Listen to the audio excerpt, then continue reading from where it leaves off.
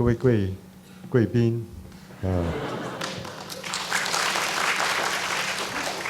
我很高兴回到台湾大学。第一次来43年前，念中文。我那个时候认识一个很漂亮的女孩子。我们现在结婚了41年了，在这边。不过这几十年，我的中文退步退了很多，所以我为了保护你们的耳朵，我还是用英文讲好了。I should also explain a little bit about my history and my past.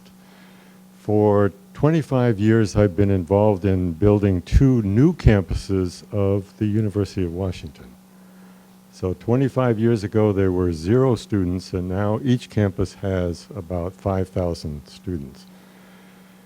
And that's important because in the process of building a university from scratch, I've learned a lot of lessons about the value of a university and the limitations of a university. And so many of those lessons I try to incorporate today. And I thought a lot about all of these experiences. This is one of the problems that American higher education now has.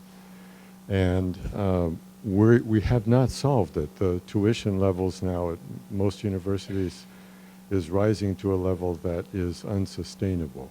And I'll talk about that more in a little while. I'm a historian, and so I'll say a few things about history first. There are really kind of 3 stages of American higher education. The first was 1876 when the Johns Hopkins University was founded, based, as most of you know, on the German model of a research institute. And that model was, of course, a result of the scientific revolution, of the explosion of knowledge. In order to master that knowledge, people had to specialize. So universities became centers of tremendously narrow specialization. And Professor Rusin has talked about that. And that's necessary. I'm not actually going to argue that that's a bad thing. It was absolutely necessary and still is necessary. In fact, it's more necessary every day because every day knowledge gets even more complex than it was the day before. So specialization is really important. In any case, that's the model of the American university, and it's based upon the European model, which has now become a global model for higher education. The second movement was really from 1950 to 1990 during the Cold War. The American federal government poured massive amounts of money into universities in order to encourage scientific and medical knowledge because of the Soviet threat. As all of you know, in 1989, 1990, 1991, the Soviet Union collapsed. At the same time, during the 1980s, when Ronald Reagan became president of the United States, a new model of, I don't know how to say it, politics maybe came into prominence, and it was based upon what now goes under the term neoliberal. And for education, it meant that education is a private benefit. That is, the student who gets the education benefits, so therefore the student ought to pay for that benefit. And so the cost of the state, when I started graduate school in the last century, about 21% of the budget of the University of Washington was paid by the state of Washington. That is now about 6% of the budget is paid by the state of Washington as public. So gradually the University of Washington is becoming, in a sense, a private entity. And as you all know, most of the major universities in the United States are now private. On the list we saw this morning, Berkeley is probably the only in the top 20 universities in the United States, Berkeley is probably the only public university, and the rest are all private. So that's something to be concerned about. From 1990 to the present, there has been a series of changes in the world, and those changes are really fundamental, and I'll talk about them in more detail. But universities are going to have to respond to these changes, and reforming a university is very difficult. Someone once said it's like trying to move a graveyard. The resistance is enormous to reform. The collapse of the Soviet Union removed the link between higher education and national security. I've just mentioned the neoliberal conservative idea. Globalization has intensified competition for jobs. The knowledge economy has accelerated the speed of new knowledge, and the demands for skills that are constantly changing. And I'll have more to say on that in a minute, but there's a paradox here. We're almost in a position where we have to teach students for a world that we cannot imagine and they cannot imagine. So the world is changing much more rapidly in terms of technology than it was when I was young. And the internet, which of course is a function of after 1990, is changing the form of learning. I think that it's probably going to transform the world on a level equivalent to the invention of printing, because it enables, it makes possible the dissemination of learning now much more broadly than ever before. So these new changes cause new demands. The inequality in European and American society has now become a fairly standard observation. Thomas Piketty, the economist, I mean, everyone is basically concerned about this issue. And if tuition increases, if it continues to increase, then of course it makes inequality even greater, because it means that the children of people who are wealthy have access and poor students do not. So flexibility. As I said, students need to be prepared for a world that they cannot imagine. Now we come to creativity and to critical thinking and problem solving, and this is really fascinating. Creativity is very, very difficult to teach. You can't just give an exam on creativity. In fact, it's almost the opposite. If you give an exam, students will prepare for the exam. And yet you want them not to prepare for the exam. You want them to create a whole new body of knowledge that is not examinable. So critical thinking, problem solving, is a skill that, once more, is very difficult to teach. And it's also very difficult to assess. Examinations do not always do a very good job of assessing critical thinking. You might think it is easy, but it's actually very difficult. Communication. I'm sure you have the same problem here, but we have a big problem in the United States with the inability of graduates of universities to communicate, even in their own language. And I give an example in writing of the Boeing company, which is a small company that makes airplanes near Seattle. And they spend millions of dollars trying to train their engineers, who are native speakers of English, to write in English so that other people can understand, because they've never been taught how to communicate. Engineering professors didn't care whether they could communicate, and so they were never taught. So Boeing has to do then essentially what high schools and universities should have done in the process of educating them. And because this knowledge is changing so fast, we're now entering a period of lifelong learning. 活到老，学到老, right?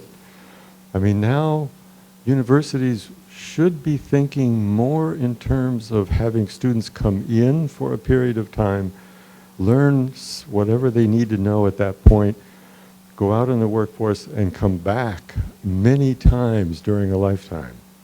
But we're so inflexible on how students should come to the university. They should be 18 to 22. They should come and they should live in dormitories, and then they should graduate, and then they should go out into the world and get a job and never come back. But they should be coming back. In fact, the whole community should be coming in and out of a university probably during a whole lifetime. Real world problems are not neatly divided into disciplines the way we have done so in the last 100 and some years. And so if you want to train graduates to solve real world problems, you have to train them to be interdisciplinary and transdisciplinary. But that's a contradiction with what I just said, which is that knowledge is specialized. So I guess in a sense, the theme of all my remarks is really a theme of paradox. And paradox is a difficult term to explain. It's 矛盾. You have a contrary views, opposite or contradictory views that are nevertheless true. And so you need specialization, but you also need integration. You need depth, but you also need breadth. But to do one is very difficult to do the other. And so we divide them, and we create scientific disciplines, and we create disciplines, and we create bureaucracies that divide knowledge into very, very small divisions, and we focus on that knowledge alone. And if you become a professor, you focus on that piece of knowledge for a lifetime. But the students graduate and they go out into the world in which the problems they encounter are completely integrated. They're not divided neatly into disciplines. And the more they become responsible administrators in companies or wherever they work, the broader the problems they have to confront. And so it becomes, in a way, what we're doing, and I'm speaking of the United States now, what we're doing is we're training students for entry-level jobs. We're training them to get the first job. The problem is that they don't want to stay in the entry-level job for their whole career. They want to solve problems and influence the world and do things. And those require a much broader set of tools than the university is able to give. So what do we do? One solution, because the American population, the baby boomers, my age, are now retiring, and they vote in elections, and they don't want to give up their entitlements. So it's very unlikely that the state and national government are going to give a higher percentage of their revenue to universities.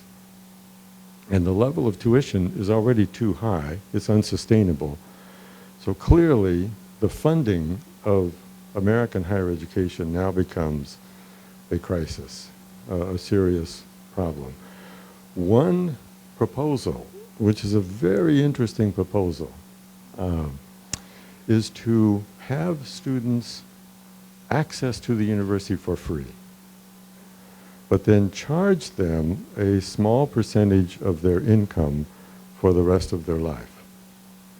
And that would enable them to get access to the skills they need, and at the same time it would enable the university to have a steady stream of income over a lifetime, and then the students would come back and forth and back and forth. They would come in and out of the university. So that's one possibility. Now this is the most difficult of all. Bureaucracy is necessary in order to do complex things. The more complex, the more size and complexity of the bureaucracy itself. But bureaucracy is death to innovation and creativity. It's very difficult in a bureaucratic structure to encourage innovation at a very, very high level. This is heresy if I talk to administrators in the University of Washington, for example, because the University of Washington congratulates itself on being a highly innovative university producing wonderful science and many innovative ideas. What I'm talking about is a higher level of innovation, a kind of breakthrough innovation, the kind of innovation that people like Stephen Jobs did in the computer industry. Not incremental innovation. So universities do very, very well at incremental innovation. They do not do well in breakthrough innovation. So even if you go back to the scientific revolution, most of the scientific revolution, the Enlightenment, actually took place outside the university for very, very good reasons. About 20 years ago, the president of the University of Washington decided he wanted to bring a very innovative scientist from Caltech by the name of Leroy Hood to the University of Washington. And he was a specialist in systems biology. So what did he do? He invited Leroy Hood to fly up from Los Angeles and watch a football game. And he sat him next to a guy named Bill Gates, who is very interested in science. And he just put them together watching the football game.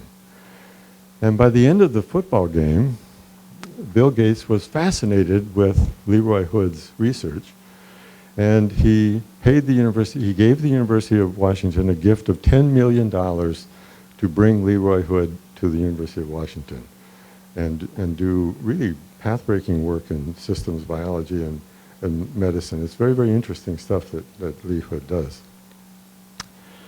So what happened? So he moved up to the University of Washington, and within 5 or 6 years, he left the University of Washington and established the Institute for Systems Biology in the area of Seattle that is now South Lake Union. It's now emerging where Amazon is located. It's now emerging as a very high-tech, Fred Hutchinson Cancer Center, et cetera. It's emerging as a high-tech center, but it's outside the university. He was so frustrated at the bureaucratic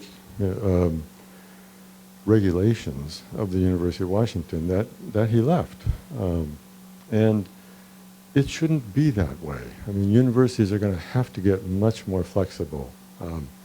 So I often go back to Darwinian laws of evolution, and I apply that to historical changes and innovation in history. In Darwinian evolution, the principle is very simple. You diversify, you have a lot of experiments, most of them will fail and they die, but of those that succeed, you select those, and then the ones that succeed, you amplify, you just reproduce them. And that's Darwinian evolution.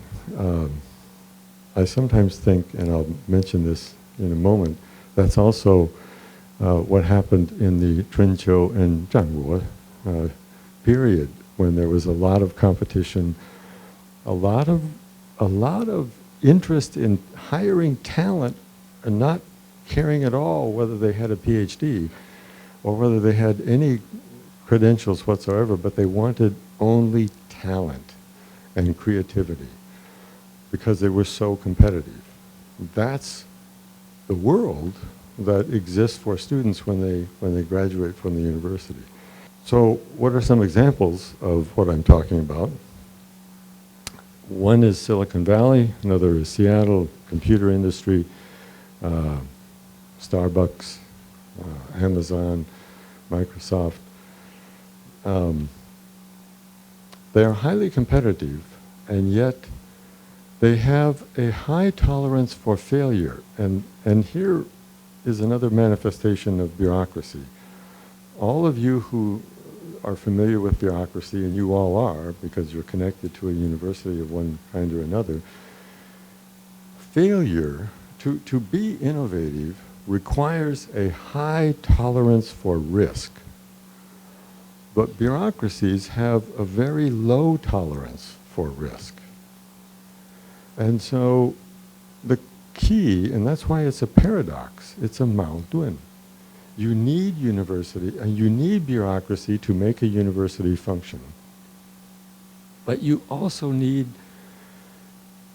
to overcome the limitations of a bureaucracy in order to foster a willingness to take risk. To risk means to fail.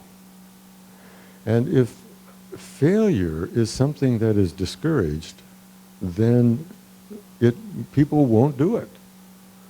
Why would an assistant professor who has to get tenure in 6 or 7 years send a grant proposal that might fail?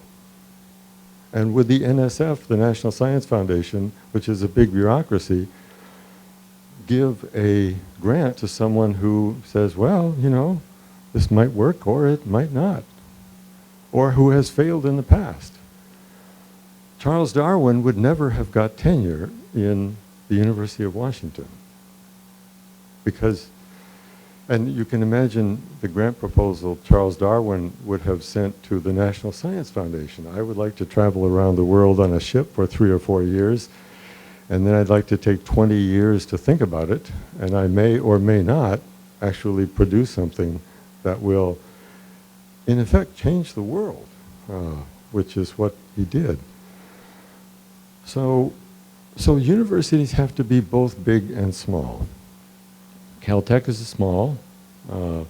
Rockefeller University is small. Both of them produce a very high number of Nobel Prize winners. One that is both big and small, and really, in a way, kind of a model, is Cambridge. It's big because Cambridge is a holding company for a lot of small individual colleges. So it has the benefits of integration, and it can share resources, but it also has the benefit of freedom and autonomy at the lower level. So when you get a big university like Stanford, Berkeley, Harvard, University of Washington, most of the structures in a big university, as you all know, are vertical structures. It's very difficult to move laterally, to move horizontally across a university because of all the bureaucratic divisions of the university. So how to be both big and small then becomes a great challenge and very, very difficult. I've already mentioned the scientific revolution. The Royal Society was really a center in England, for example, during the scientific revolution, but the Royal Society came into existence in a way because universities were not fulfilling that role, bringing people together just to talk without limits on interesting subjects. The IBM labs, the Bell Lab, Palo Alto Research Center, Park, were all organizations in business, thank you, organizations in business that were deliberately located far away from headquarters in order to foster freedom from interference by mid-level management in the companies. And Chunqiu and Zhangguo, the computer, I tell this to my students all the time, that when I'm teaching Chinese history, that the period of Chinese history that was most creative intellectually was during this period. And it was highly competitive. It was like the computer industry, which is highly competitive. And I talk to entrepreneurs in the area where the campuses are located, and they all tell me, without exception, they don't want graduates from the university that can't solve problems and can't be creative. They don't even care if they have degrees from the university. They only want talent, and talent that is passionate and devoted to solving problems. So that's what they want. That's not necessarily what the university wants to give them. So here's my model. And I think about this a lot. Cai Yuanpei. Think about what Beijing Daxue was in this period, say from about 1917 to when he left in 1922. It was very small. In fact, I think I checked one time, the total number of students at Beida was like 2,000 at this point. And Cai Yuanpei brought all of these people from all over China to Beijing, to Beida. And he said quite clearly, I don't care if they have degrees, I don't care what their background is, I want to bring the best minds in China here to this campus and give them the freedom they need to focus on the future of China. And it was so, it generated so much of almost all the currents of modern China. But it lasted for such a short time. And that's the tragedy of it, I suppose. But there's lessons in the structure and the model of Beida, I think, for reform in the United States, as well as whatever other part of the world one talks about. Smallness is very important, and freedom. But you also have to have a structure and authority and integration. And it's a very, very difficult balance to reach between those conflicting truths. It's not that bureaucracy is wrong, it's that bureaucracy is only partly right. And it's not that freedom and anarchy and total freedom to do whatever you want are right or wrong. It's that they're both correct, but they are opposite to each other. So I've just been in 2 conferences with Wang Junjie, and we have discussions which go back 40-some years when we were both graduate students together. And I wrote my dissertation on 北宋, 政治思想史. So I've been reading in 理学, 心学, Confucianism, and Zhu Xi for a long time. Recently, I've been reading a bit of things in quantum physics and in evolutionary biology and in systems thinking. Well, one of the great scientists of the 20th century was a Danish scientist by the name of Niels Bohr. He was the first generation of thinkers in quantum physics. So when Niels Bohr was asked by the King of Denmark to receive an award, the king asked him to come up with a coat of arms. That is a kind of emblem. Thank you. An emblem of his own to receive this award. So he did, and I don't have a copy of it with me. I should have brought it. But it's Taiji. It's the yin and yang symbol. And Niels Bohr said that he chose this. He was fascinated with this visual symbol of yin and yang. He said because nothing else in his experience represented visually the relationship between matter and energy. If you study light, for example, if you measure light as a particle, it's a particle. If you measure light as a wave, it's a wave. But how can it be a particle and a wave simultaneously? It doesn't make sense. In fact, quantum physics does not make sense. These opposites, this interplay between matter and energy, as you get smaller and smaller units, they go back and forth. And I have come to the belief that that visual image represents a profound image of wisdom. That paradox, it is a visual representation of paradox, so that opposites are not contradictory, they are complementary to each other. If I could wave my magic wand, I would get the Republicans and the Democrats in the US Congress to think like Taiji, so they could see that one party, the Republicans, focus on freedom as the definition of justice. The Democrats focus on equality as the definition of justice.